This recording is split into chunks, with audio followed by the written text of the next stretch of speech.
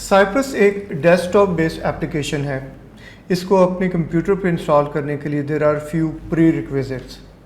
मेरी स्क्रीन पे आप देख सकते हैं कि अगर आपकी सिस्टम की requirement, if you are using a Mac it should be 10.9 and above. Linux के यूज़र हैं आप तो 12.04 एंड अबव। इसी तरह अगर आप विंडोज़ के यूज़र हैं तो आप विंडोज़ 7 और अबव पे इसको इंस्टॉल भी कर सकते हैं and you can use it. और another thing you need to install on your computer is Node.js 12 or above.